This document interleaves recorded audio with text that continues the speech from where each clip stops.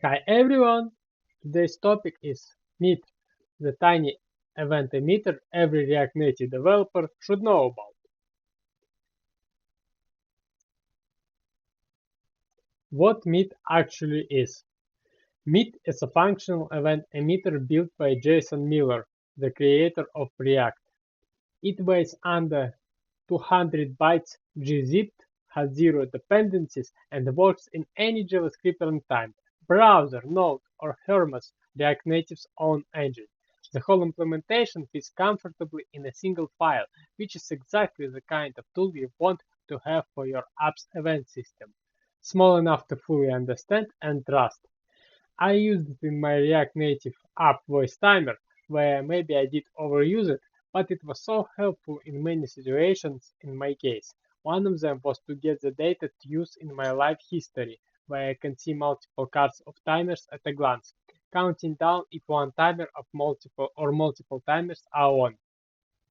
With this, I avoided complicated state management. And sure, it's better to have your app architecture where you don't need much of misuse, but sometimes it's the tool that feels right in certain situations. Install it like anything else with npm install Mitt. The core API. Mitt's entire service area is three methods: on, off, and emit, and the all map, a property whose value is a reference to a native map of event types to handler arrays. That's it. Anything you do beyond that, clear, get, is map's own API, not Mitt's. Mitt just hands you the reference. The wildcard listener is underrated. Emitter.on open parenthesis wildcard, handler catches every event type that passes through the bus, with the event's name as the first argument. This turns out to be a good debugging tool. Drop a wildcard listener in during development to log every event flowing through your app and remove it before shipping. One detail worth knowing: Mitt always runs type-matched handlers first, then wildcard handlers, regardless of the order you registered them in. So a debug logger on wildcard is guaranteed to fire after your real handlers have already processed the event, not before.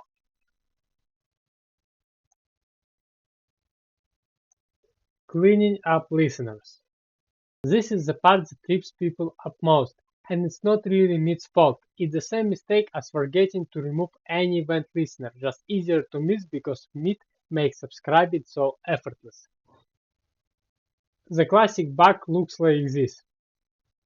Two things go wrong here. First, the anonymous function passed to on method has no reference kept anywhere, so there's no way to off it later when you want it to. It just sits in the handler array in all forever or until all.clear wipes everything at once. Second, if this component mounts and unmounts repeatedly, a list item scrolling in and out a screen you navigate to and from, each mount adds another handle without removing the previous one. setText gets called multiple times per event on states that may belong to an already unmounted component, which React will warn you about.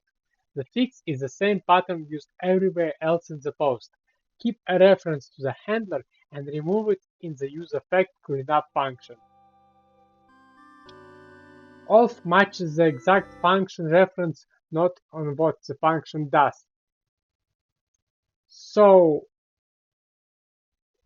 eventBus.off full with a freshly written arrow function will never remove anything, even if it looks identical to the one you registered. The handler pass to off has to be the same reference pass to on, which is why it needs to be pulled out into a net variable rather than written in line twice. If you are ever unsure whether listener actually got cleaned up, eventBus.all.get recognition result, optional changing the length, will tell you how many handlers are currently registered for that event.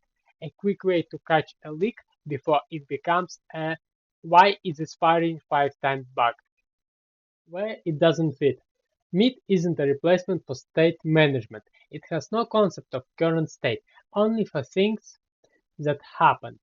If a component mounts after an event fires, it misses it. There is no replay. For anything where what's the current value right now matters, reach for context, Zustand, or Redux instead. Meet is for signals, not state.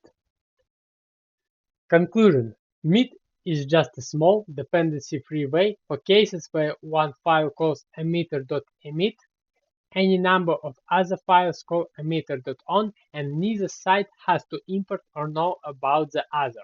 Sometimes it's genuinely hard to tell one part of an app that something happened in a completely different unrelated part. The two pieces might not share a parent component, might not both be wrapped in the same context, or might just be far enough apart in the tree that passing data between them the normal way gets awkward. That's exactly where Meet shines. Found this helpful? Subscribe. Got questions or comments? Please comment in the comment section below.